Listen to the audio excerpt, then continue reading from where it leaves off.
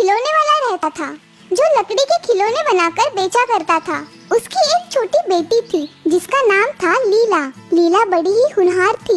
जब भी उसके बाबा खिलौने बनाया करते थे वो हमेशा उनके पास बैठकर उनका काम देखा करती थी और उन्हें काम में मदद भी किया करती थी। उसे खिलौने बनाने में बड़ा मजा आता। पिताजी देखिए ना, मैंने इस घोड़े में कितने अच्छे रंग भर दिए हैं। ये क्या, नीला घोड़ा? हाँ बाबा, ये जादुई घोड़ा है। हम इसके लिए पंख भी बनाएंगे और उन्हें सोने के रंग में डालेंगे। अरे वाह, बड़ी ही सुंदर कल्पना है। मैं अभी इसके पंख बनाता हूँ। तो यहाँ पे हो तुम? थोड़ा मुझे भी घर के कामों में मदद करो तो जानू। दिन भर अपने बाबा के साथ ही रहती हो। अरे रहने दो सरला, घर के कामकाज तो रोज की बात है। पहले कुछ हुनर सीख लेगी तो आगे इसके काम आएगा। ठीक है बाबा, कर लो अपनी मनमानी। चल मेरे घोड़े टिक टिक टिक, चल मेरे घोड़े टिक टिक टिक। ऐसे ही कुछ साल बीत गए। लीला अब बड़ी हो गई थी। विजय ने बड़े ही धूमधाम से मदन नाम के एक लड़के से लीला की शादी करा दी। विदाई के वक्त विजय ने लीला के हाथों में वही सुनहरे पंखों वाला घोड़ा रखकर कहा, बेटी, अपने इस हुनर को कभी ना भुलाना।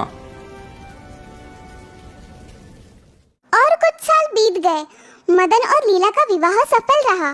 मदन एक बड़ी सी फैक्ट्री में काम किया करता था। उन दोनों को अब एक बेटी भी हुई थी जिसका नाम मदन ने बड़े ही प्यार से शर्मिली रखा।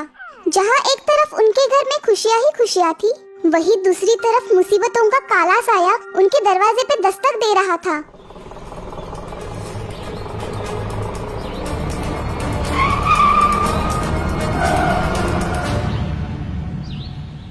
बस के इस हादसे में मदन को अपने दोनों हाथ गंवाने पड़े।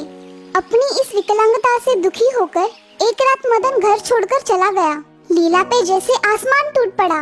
अब घर की पूरी जिम्मेदारी लीला के कंधों पर आ पड़ी। उसे समझ नहीं आ रहा था कि अब वो करे तो क्या करे। एक दिन घर के एक कोने में बैठी लीला अपने नसीब को कोस रही थी। हे परमेश्वर, मैं क्या करूं? कहाँ जाऊं? मुझे कुछ समझ नहीं आ रहा। मुझे राह दिखा भगवान।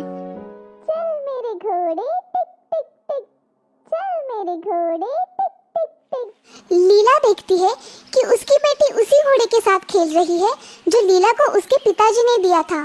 जादुई घोड़े, मुझे बहुत भूख लगी है, कुछ खाने को दो ना। देखो ना माँ, ये घोड़ा मेरी बात ही नहीं सुनता।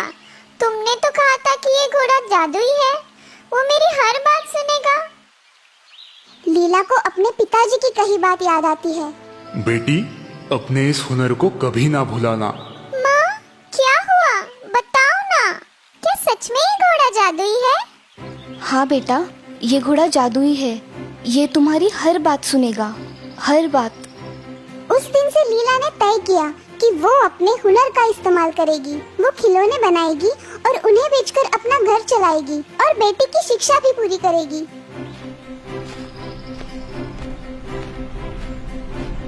देखो आई आई, देखो आई खिलौने वाली, रंग बिरंगी सपनों के लाई वो खिलौने लाई। हाथी, घोड़ा, ऊंट, शेर और मस्ताना बंदर, देखो देखो आया देखो सपनों का सौदागर। ले लो जल्दी ले लो, हो जाए ना देर, फिर ना कहना रूठे रहना मुझको हो गई देर। और फिर ये सिलसिला ऐसे ही चलता रहा। लीला खिलौने बनाती और उन्हें बाजार में जाकर बेचती।